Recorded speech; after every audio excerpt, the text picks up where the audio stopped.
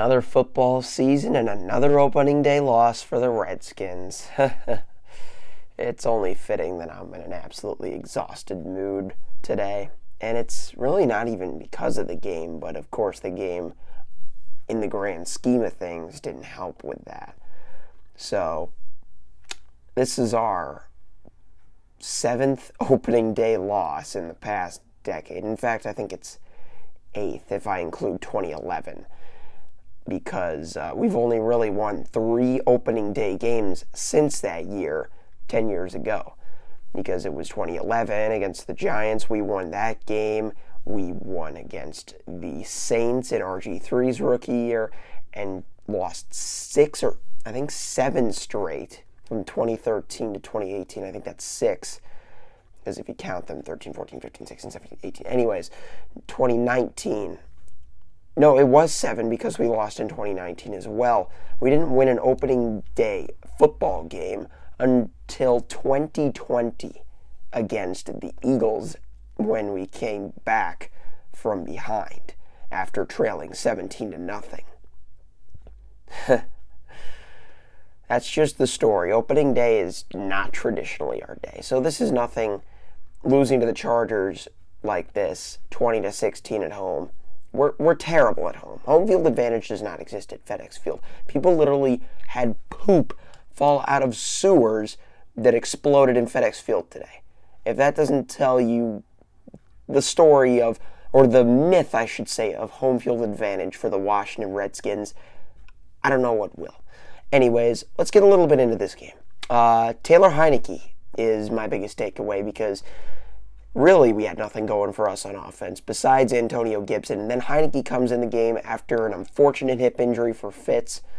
And Heinicke changes the game once again. A lot of us were saying, oh, this playoff performance, we're going to be forgetting that in a few years. He's not going to be able to adjust.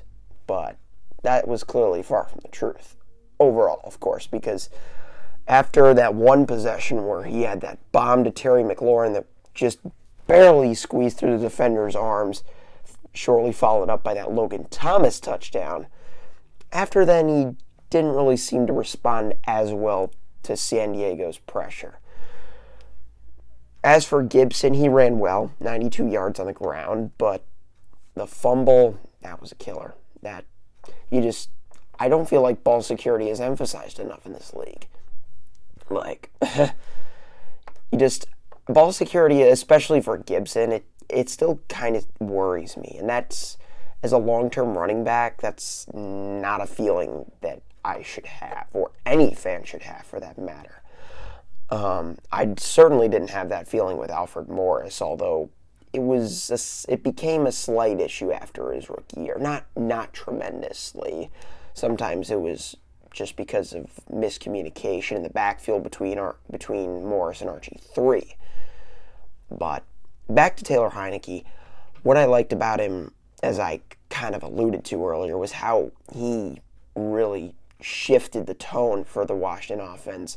Because before, let's be honest, guys, Ryan Fitzpatrick, despite his preseason success, he did not do anything special. It literally looked like a carbon copy of the Alex Smith days, the Case Keenum days, the Kyle Allen days, and just all those ancillary quarterbacks between Kirk Cousins or after the Kirk Cousins era, rather.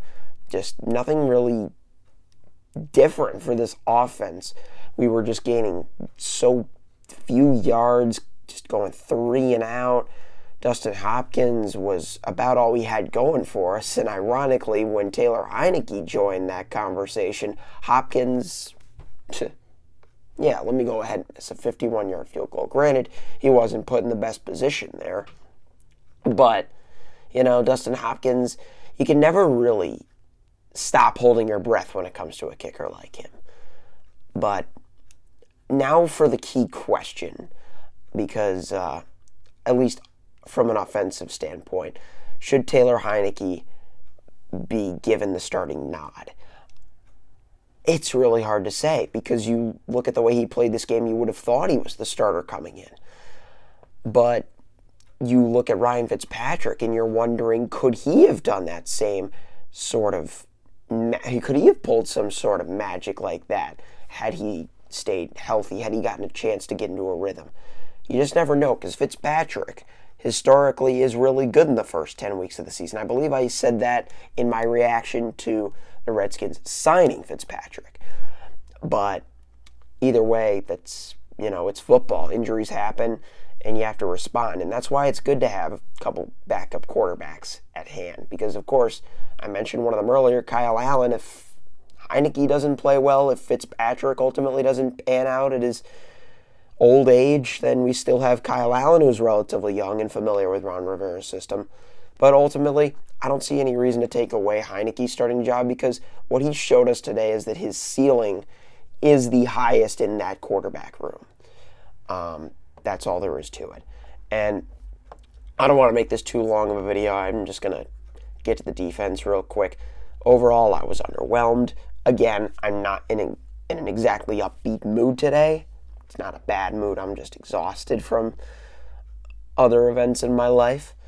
But you look at, we didn't really call Chase Young's number until that run stopped late in the fourth quarter. Granted, I wasn't exactly watching the whole game. I was on and off of Redskins Room's Instagram live stream. Shout out to him for that. But, the defensive line, Montez Sweat and Jonathan Allen played a relatively decent game, but the secondary, safeties were good. Cam Curl had a tremendous showing, but nothing really happening from the corners and the linebackers. William Jackson, again, another exception, but Kendall Fuller, he was getting abused out there, man. And really, you didn't hear Jamin Davis's name called very often. He didn't exactly shine in his rookie debut. I'm forgetting some names here, but either way, nothing that really popped out at you from this defense that we really would have been expecting, because they played so well last year. You would have think that would have been the start of something long term, especially with getting Matt Ioannidis back and who else? Landon Collins, yeah. Landon Collins too was I don't think he had a horrible game either, but it was just an overall mediocre defensive effort. And just one last point, and I'm going to allude to Kevin Sheehan's tweet about this. He said that this Chargers offense looked exactly like the Bucs offense did in that playoff game that Taylor Heinicke started in, and basically did all he could just to keep us within a score of the Super Bowl champs.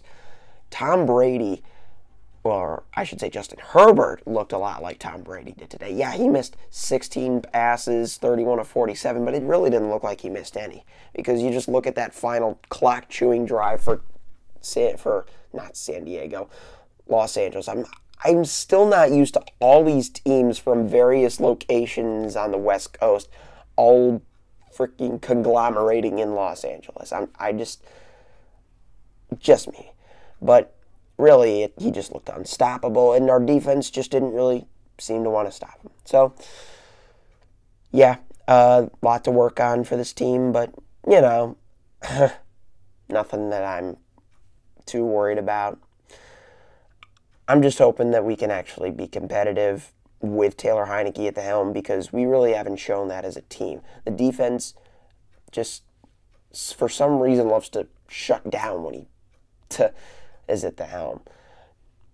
Yeah, that's whether or not that's entirely true based on today. All I can say is that they haven't really maintained their prowess that they showed during the regular season last year. So they've got 16 games left to figure that out. Again, that's another thing I'm going to have to get used to, imagining there being 17. Very odd number to have for a number of games in a season, but I guess that's the way it's going to be. I have no personal qualms over that. So I'm going on 10 minutes here, so I'm going to let you guys go. If you made it this far, thank you so much. I'd appreciate if you dropped a like on this video and subscribe for more Redskins content. I'm Redskins Fans Unite, and you can, of course, follow me on Instagram. if I do so choose to post on there ever. But yeah, thanks for watching, and